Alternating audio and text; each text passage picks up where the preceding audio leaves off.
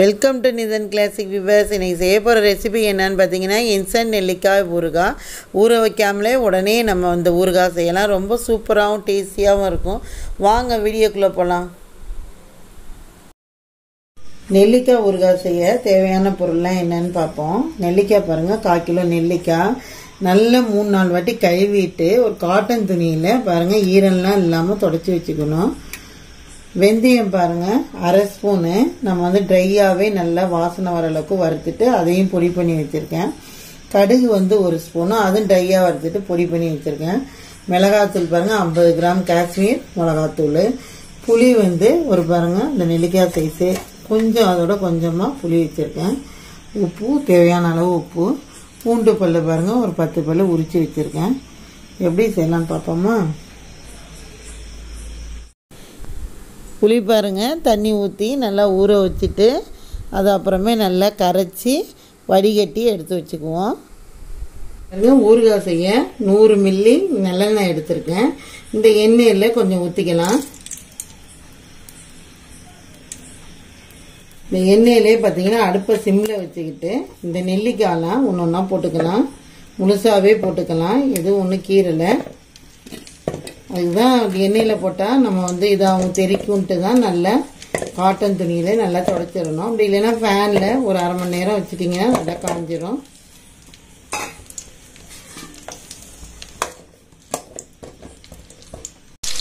பாருங்க எண்ணெயிலேயே இந்த நெல்லிக்காய் அப்படியே நல்லா வெந்திருக்குன்னு.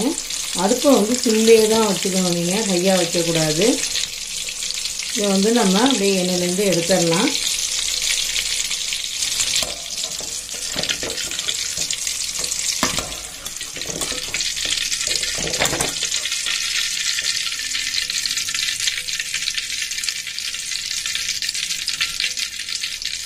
எடுத்து ஒரு பிளேட்டில் வச்சிடலாம் நெல்லிக்காவை.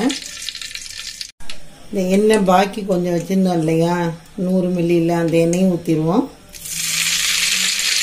ஊற்றிட்டு இதில் ஒரு பாருங்கள் வரமிளகா ஒரு 5 வரமிளகா வச்சுருக்கேன். அதை அப்படியே முழுசாக போட்டு பொரிச்சு எடுத்துக்கலாம்.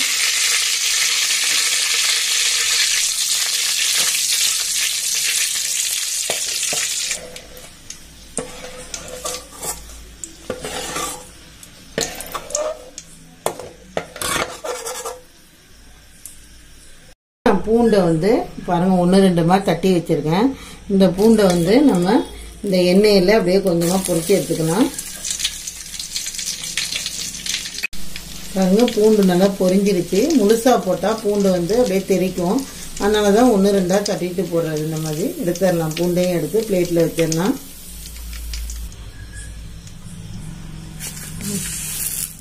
இந்த எண்ணெயிலேயே கடுகு பாருங்கள் 1 ஸ்பூன் போடுறேன்.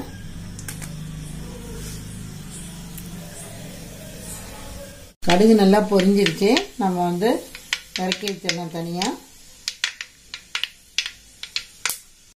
புளி பாருங்கள் நல்லா கரைச்சி எடுத்து வச்சுருக்கேன் திக்கா. அதை நம்ம இந்த அடுப்பில் ஹீட் பண்ணிக்கலாம்.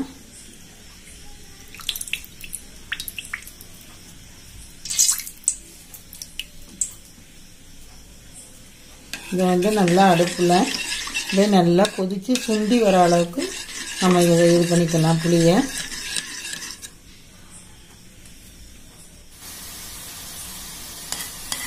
நல்லா ஜாம் மாதிரி இருந்துச்சு. இப்போ அடுப்பை ஆஃப் பண்ணிடலாம்.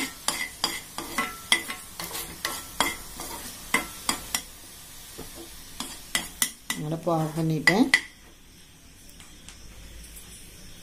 ஊறுகாய் கலராக ஒரு பாத்திரம் எடுத்துருக்கேன். இந்த பாத்திரத்தில் ஈரம்லாம் இல்லாமல் பார்த்துக்கணும். நீங்கள் ஈரெல்லாம் இருந்தால் நல்லா காட்டன் இதில் துடைச்சிடணும். இதில் நெல்லிக்காய் போட்டுடலாம். இதில் பாருங்கள் கடுகு தூளை போடுறேன்னா பொடி பண்ணதை, வெந்தயம், மிளகாத்தூள் போடுறேன். போட்டு நல்லா கிளறி விட்டுக்குவோம்.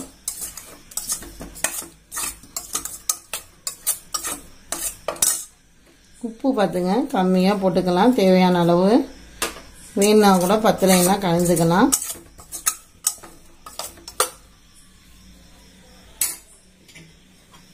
இந்த புளி கரைசலை அதில் சேர்த்துடலாம்.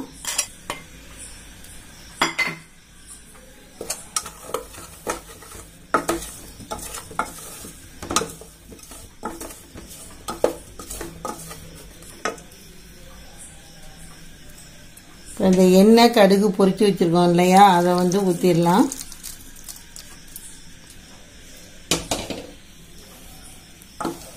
நல்லா கிளறி விடுங்க.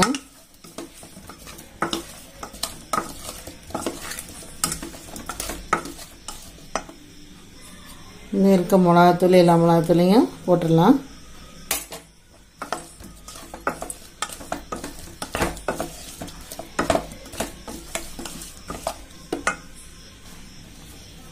பூண்டு பொரிச்சு வச்சிருக்க பூண்டையும் சேர்த்துடலாம்.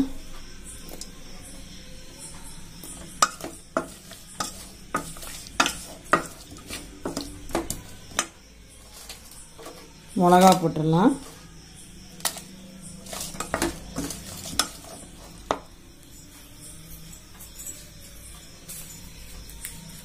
பெருங்காயத்தூள் கொஞ்சமாக ஆட் பண்ணிடலாம்.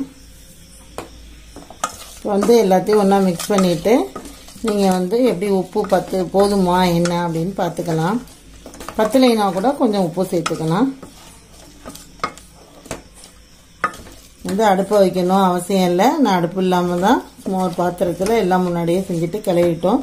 இந்த ஊற நெல்லிக்காய் நம்ம வந்து எண்ணெயிலேயே நல்லா வந்து பொரிச்சு எடுத்ததுனால நல்லா ஊறி இருக்கும். இது அப்படியே உங்களுக்கே தெரியும். ஒரு 2 நாள் ஆச்சுன்னா அப்படியே தனித்தனியாக வந்துடும். கொட்டையிலேருந்து